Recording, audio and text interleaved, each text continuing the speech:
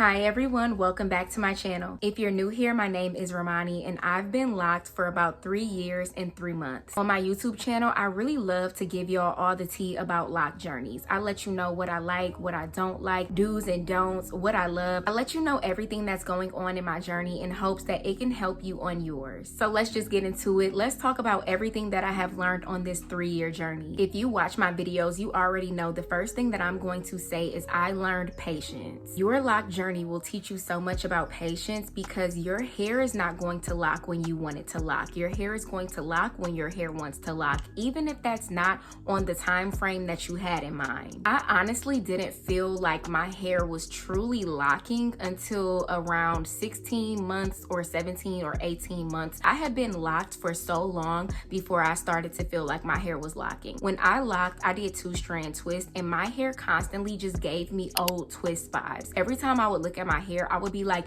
this does not look like locks. This looks like old twists. So I really had to be patient with myself and I had to be patient with my hair because I started to realize, okay, my hair is not going to do what I want my hair to do. She's going to do her own thing, and that's what you have to learn on this journey. So if you are struggling with your hair locking or your hair just doing what you want your hair to do, you have to realize that you are not in control anymore. As much as you may want to be in control of your lock journey, your hair is going to do what it wants, including it's going to lock on its own time. Another thing that I've learned on this journey is that people are going to have their own preconceived notions about you just based on societal perception. This could be a good or a bad thing. Sometimes it is kind of interesting and kind of funny to see how people think about you before you even get a chance to meet them. When people meet me, they automatically think she's into some type of wellness. She's into yoga. She's probably vegan. And even though these things are true, I don't know if it's because of the locks, but people automatically assume that these things are true in my life because of my hair. I'm not mad at it because, like I said, it is the truth. Something that I had to get used to, that I wasn't mad about it, even though I made a whole video about it. I wasn't mad about it. It just really took me aback. People are really going to think, how do I say this? People are going to associate you with Black power and the symbolism of Black power as a whole. Like, people are going to think that you represent all Black people and you walk around with the Black power fist up all the time. And I'm not mad about it because I hope I give that energy just based off of me. But people automatically think that when you have locks, you are down with the cause. You are Angela Davis. You are Malcolm X. People think that. And like I said, I'm not tripping about it because I've been to many a protest in my life. But I'm specifically talking about if I'm walking down the street or I'm minding my own Black business, somebody will walk up to me or they'll like catcall me from the other side of the street or something, and it's usually, hey sister, sister, sister. But if some other Black person without locks walks by, it's hi ma'am. Let's say there's a homeless man on the street and he's asking for change, he's going to say, hey sister. But if a Black girl walks past and she doesn't have locks, let's say she got a bust down lace front, he's gonna be like, hey, excuse me miss, can I get some change? I had to get used to that because it was starting to piss me off. Not because I don't want to be associated with the word or the term sister or anything that is like Black lingo. I'm not upset about that. It's the fact that I don't be feeling like I'm getting treated like everybody else. I don't know, if you call somebody else ma'am or miss, why do I have to be sister? And I say sister like that and I really like put emphasis on it because that's how they be saying it. Like, it don't roll off the tongue, it be forced. Because I don't be tripping when it's an older Black man and I know he came up in that era where he calls everybody Black queen, sister, and he does all that. I don't be tripping when it's that type of instance. But if it's an instance where I feel like you're just basically like trying to connect with me on a level that you feel like I can connect with you on, it starts to piss me off.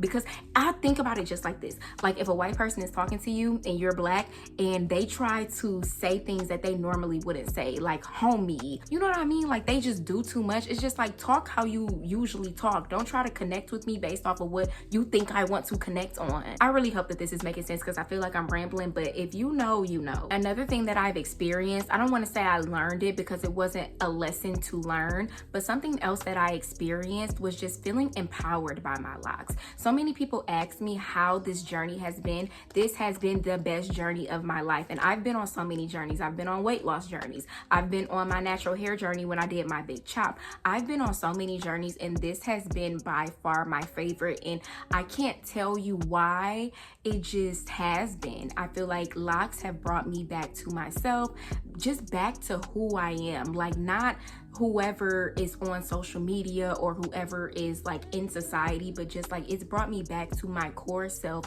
of who I am, who my ancestors are. Like, it's just been a very deep thing for me. Low-key, maybe I give that off in life. Maybe that's why people be talking to me how they do. Like, I'm thinking about the other tip. Maybe that's why people feel like I give black power, because I really do be feeling empowered on a daily basis. I don't know, maybe whatever. I'm in my head. But my locks have just been so key on me feeling beautiful. And I'm not saying I feel beautiful because of my hair, because I think that people look beautiful no matter what kind of hairstyle they have. But I'm saying just specifically, like for me, as my hair grows and it begins to thicken and it begins to mature and I get older with it, I'm just like, wow, like you look really beautiful. It's kind of like in Mean Girls when Regina George was like, so you think you're really pretty? Yes, I do. Another thing that I've learned on this journey that I love so much is that you do not need a lot of products. The shift between my natural hair journey and my lock journey have been tremendous, because I was a product junkie when I was a loose natural. I would use all the shampoos, the conditioners, the creams, the oils, the sealants. I don't use any of that now that I have locks.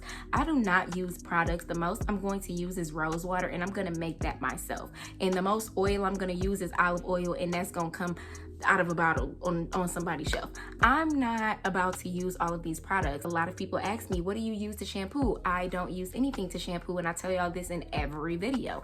I use apple cider vinegar. I fill a water bottle up with half apple cider vinegar, half water. I spray my hair. I like lather it kind of, and then I wash it out, and that is how I wash my hair, and I move on about my day. I love that we don't have to use products, because it saves me a lot of time, it saves me a lot of energy, it saves me a lot of money. Okay, now this one can be combined with the patience one, but it kind of differs. I learned that your hair is going to do what it wants to do. Now that could be like telling you to be patient, but it could also just be telling you your hair is going to do what it wants to do. Don't do too much. Don't put too much energy in trying to make things come out the way that you want them to. With this journey, you're gonna learn to let things come naturally, and that is just also letting your appearance come naturally. So I know that if you just started your lock journey and you are watching girls on Instagram and YouTube and you're on Pinterest and you're like, I want my locks to look like that, babes, it's not going to look like that. It might even look better, but it's not going to look like that girl's hair. So stop trying to make it look like that, because then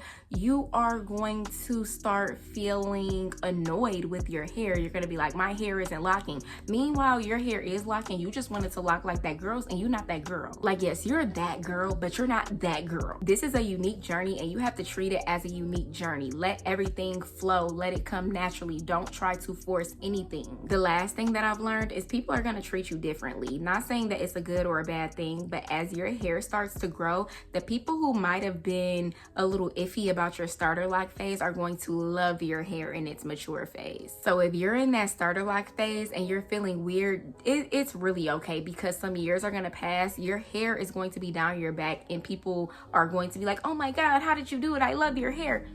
If you don't appreciate me in my starter lock phase, you will not be having access to me in this mature lock phase. Like I said, this has been my favorite journey thus far. I would not do anything differently. I have no regrets. My only regret is not starting sooner, because if I would have started sooner, my hair would have been down to my ass. If you're contemplating starting your lock journey, just do it. And if you're on your lock journey and you just started, keep going. If you need more videos, I have a whole entire playlist full of videos that I'm going to link down below so that you can watch them. If you feel like this message was helpful, give it a thumbs up. Make sure you share this video with somebody who has locks. Subscribe to my channel so you can see more videos like this, and I will see you in my next video.